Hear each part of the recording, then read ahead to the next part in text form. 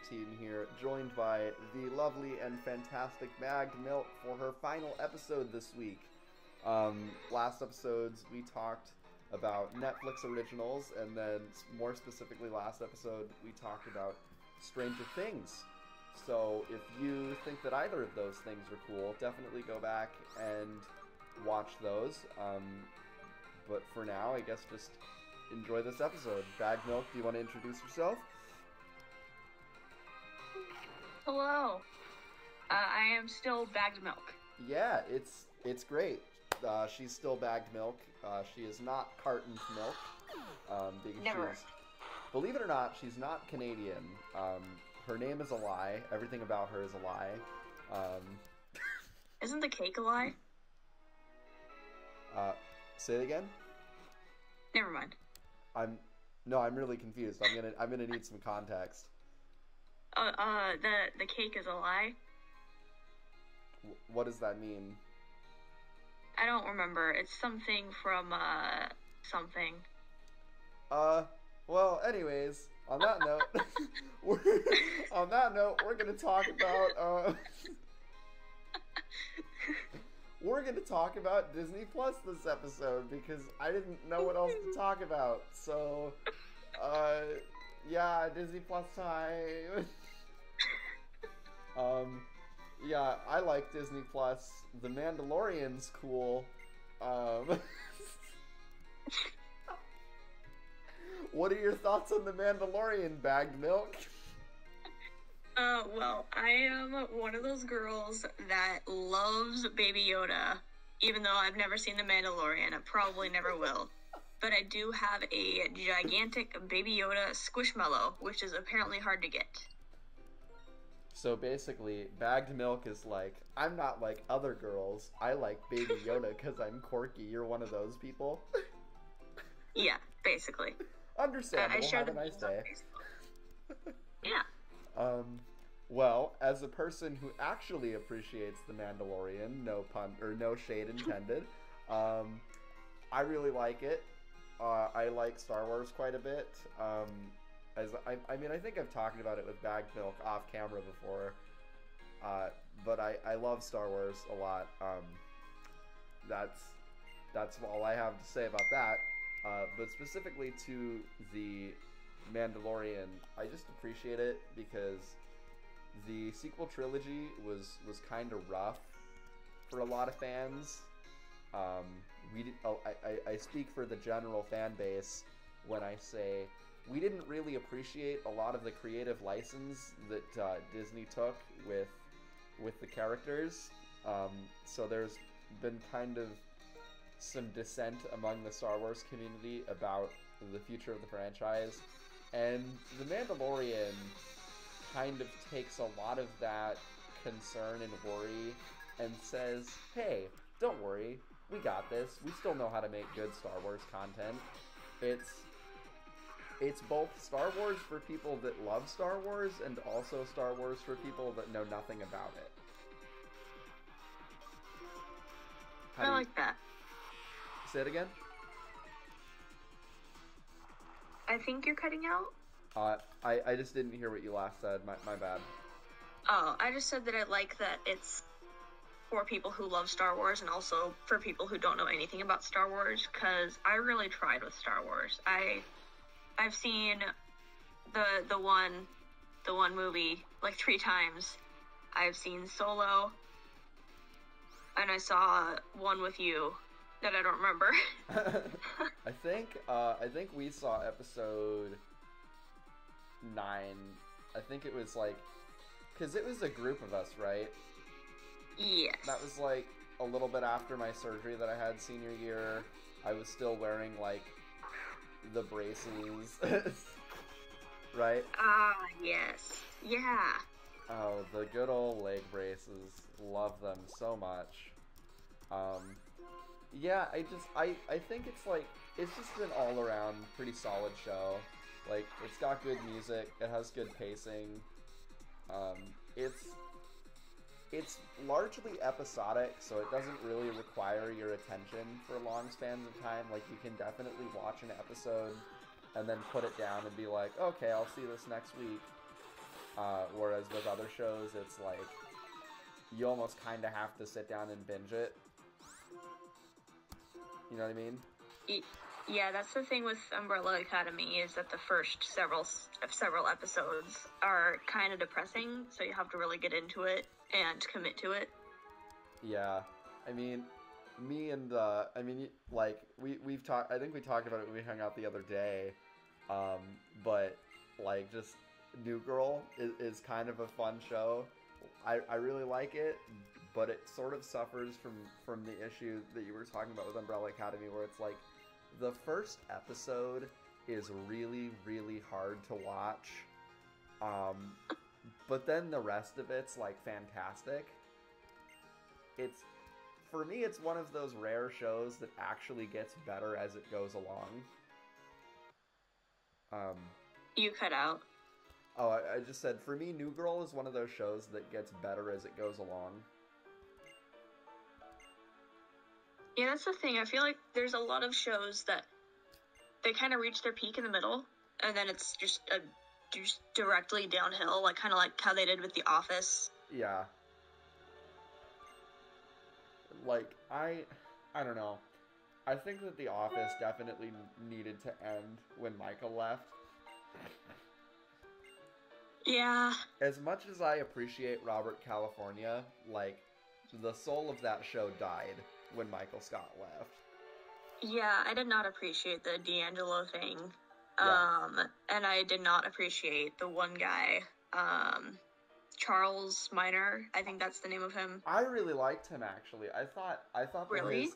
Okay, I didn't like him as a standalone character, but I thought that the dynamic between him and Michael was actually really interesting, just because Charles Minor is kind of what you would see in like a typical office boss.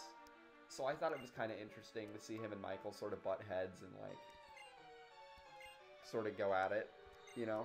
I see. Yeah, I really didn't like him for his character, but Yeah. that makes sense. He's definitely one of those characters that was like created with the intention of hating him. Yeah, that's true. Like, I mean, it was kind of the same thing with BJ Novak's character. I mean, with Ryan, it's like, he's actually really normal for like the first 3 seasons of the show, and then he just gets progressively worse. It's like... He was normal, and then he got the drugs. Yeah. Don't do drugs if you're watching this show. But speaking of don't things, do drugs, please. Speaking of things that you should do, you should definitely go down below and consider subscribing to the channel, because you know, we're definitely trying to hit 1,000 subscribers. I'd like to be able to make community posts. And if you'd like to help us reach that goal, definitely go down below and hit that red button, because it's cool, and it'll make me happy and give me lots of serotonin. I think it's right? Serotonin is happiness, or is that dopamine that's happiness? I don't know. I didn't study those specific hormones. I mean, I think I studied dopamine, but that was a while back. Yeah, I guess I'd have to ask a psych major. They'd probably have a better answer for me. But, yeah, honestly, you should, because all I can think about right now is, like, epinephrine. So, I mean, I'm not saying that I know a psych major, but I happen to possibly maybe know a psych major, and I think you do too. Cough, cough, wink, wink.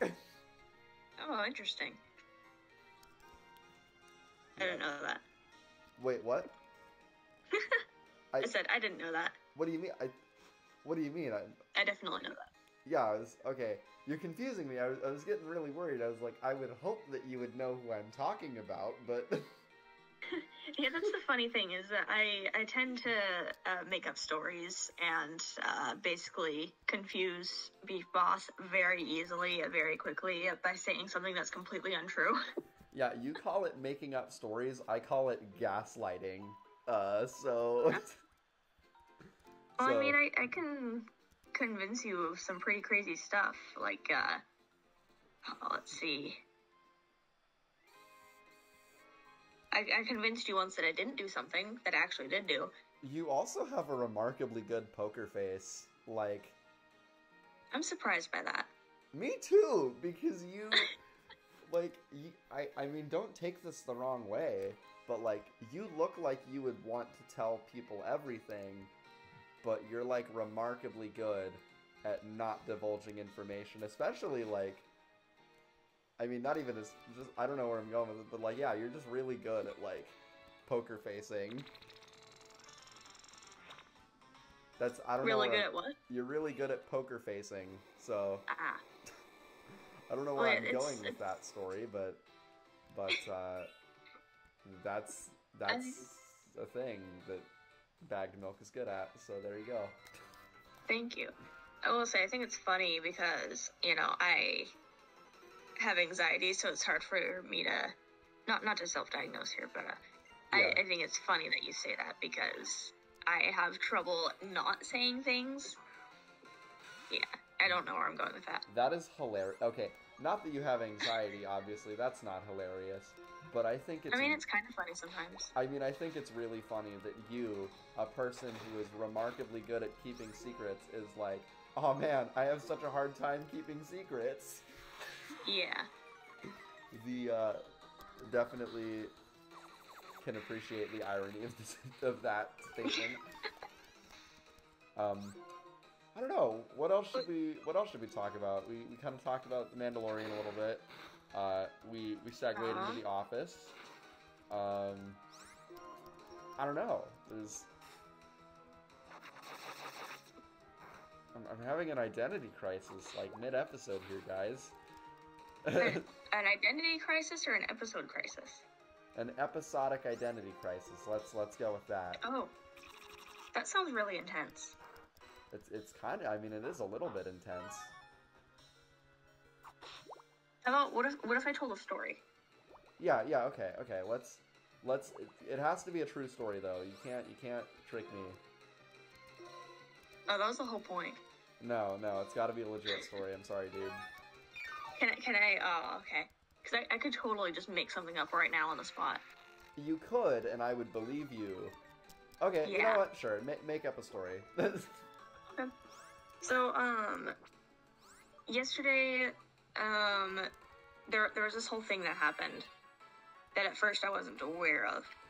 So basically, when I woke up, I heard some noises outside, and I was a little bit confused because, you know, what if somebody's like trying to get in? Of course. So I went outside and I looked around. Well, you know, as you do towards the door anyways. Yes. But I went out to the door and opened it and looked around and didn't see anything. So I went to the side window, didn't see anything. Went to the back and didn't see anything. And so I kept hearing these noises and I was so confused. So finally, I decided to be brave and went to where you can see the basement windows. At that point, I realized that, I can't tell the story anymore. I got nothing. At that point, she realized that it was the hash-slinging slasher. Yes. I don't know. I was like at the point where I was trying to figure out if I was gonna either say that there was a burglar or a weasel, and I wasn't sure which one. But one of them was gonna be at the window. I think a weasel actually would have been more of a twist. Yeah, I was kind of thinking that maybe the weasel would be like scratching on the window or something. Yeah, because it's like, you know, you're expecting there to be a burglar, so what really makes the story crazy is like, psych, it's not a burglar, it's a weasel, you just got punked, dude. Get punked, you know? And I did base that off of something kind of true.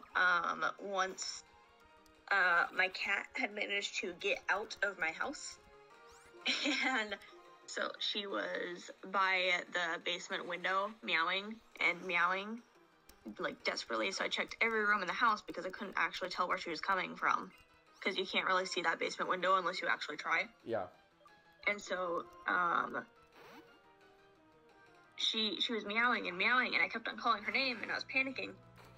And then I checked that basement window, and there she is. She had just been sitting there for probably, like, 4 or 5 hours. Oh, no. Just waiting for somebody. Oh, poor baby. Yeah, it was so sad. She's okay, though. That's good. I'm glad she's okay. And that was a true story? Yes, that was a true story. That's what I was going to base the weasel thing off of. Okay, because sometimes you tell stories and like I would swear up and down that they're true, and then you're like, nah, get pranked, bro. Yeah. I will tell you a couple of true stories though right now. Okay. So once when I was 3, this is gonna sound so fake, but I swear this is true.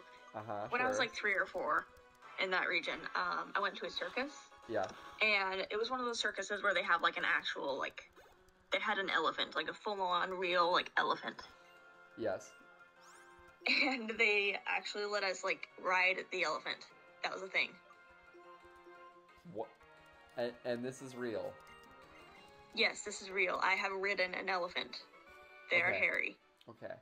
I want to believe you, but I'm a little suspicious. Is there, like, I'm not going to show it to anyone, obviously, but is there photographic evidence to back this up? Unfortunately, I don't know if there is, but if I do find it, I can show you. But yes, there is. This is a true story. I rode an elephant at a circus when I was a kid. Bananas. Absolutely bananas. I have another thing that's animal related. Okay. I will hear your animal related story. When I was like 8 probably, like in the 7 to 9 region, I went to this place that has llamas and goats and tigers. Okay. It sounds so weird and vague, but I went and I saw a pregnant goat and held its sides because it was, you know, pregnant, and you could feel the little goat babies kicking around in there. I'm like, not like, it's not like gross, obviously, you know, miracle of life and whatnot, but also, not gonna lie, kind of gross. Yeah. Like, I don't know. Same place. What?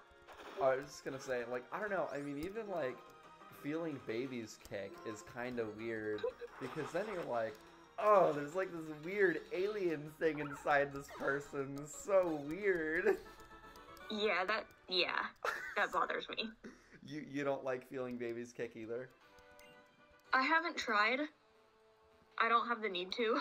Okay, or the desire. Okay, I'm just glad that I'm not, like, the only person that has felt that way before, because, like, I was feeling like my opinion was not valid.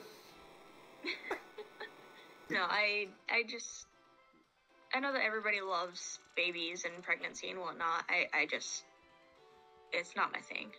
Yeah, I mean, I definitely like babies. Like, once they're out, I'm like, oh, heck yeah, baby time. But, like, when they're in there just kind of, like, wiggling around doing their thing, I'm like, nah, fam. Yeah, I'm not that great with kids, you know, and I'm not that into, like, the whole kids and babies thing. Yeah, I mean, but, like, just because you're such a goofy person, like, I find that slightly shocking, but definitely understandable, like, definitely not for everyone, and there's nothing wrong with it. I just, like, I just always imagine you as, like, such a warm, like, bubbly personality that it just seems strange to me, but it's also because I've only ever really seen you be warm and bubbly, so I don't know. It's funny. What?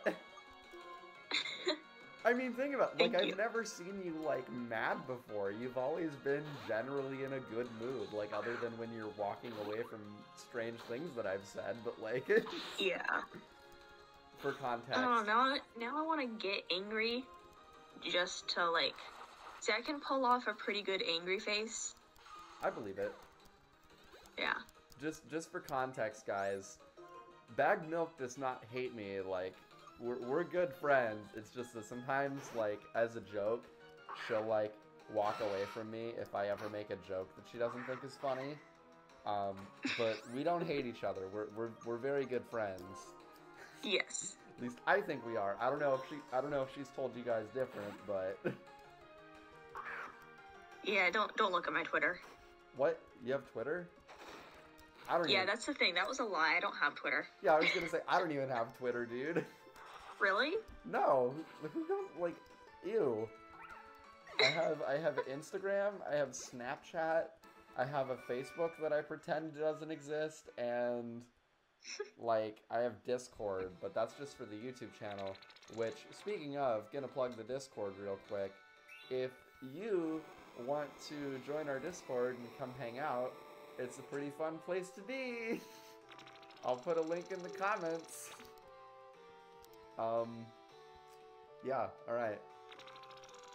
I think we're gonna wrap up the episode here. Do you have anything that you would like to add before we sign off for today? You are cutting out. That is what I would like to add. Oh, well, I was just gonna say, we're getting ready to end off the episode. I was wondering if you had anything you wanted to add. Sure. One thing. Yeah? After I felt the goat babies, a llama nearly peed on me. Very nice. I'm glad that you felt the need to share that with the world. Yeah, no problem. So, internet, what have we learned today? Llamas don't stand behind a llama. Yeah, don't stand behind a llama because they like to pee on bagged milk. And on that note, I would just like to give a big thank you to Bagged Milk for coming on for these last 3 episodes. It's been an absolute pleasure getting to hang out with her and talk about Netflix and Disney Plus and all her favorite shows and other random stories that we brought up, because I honestly don't even remember entirely what all we talked about. If you did enjoy these weasels, episodes, elephants. Of course, naturally, as we do. If you did enjoy these episodes, please go down below. Tell Bagged Milk that you appreciate her, because I think she's pretty fantastic, and I think you should too.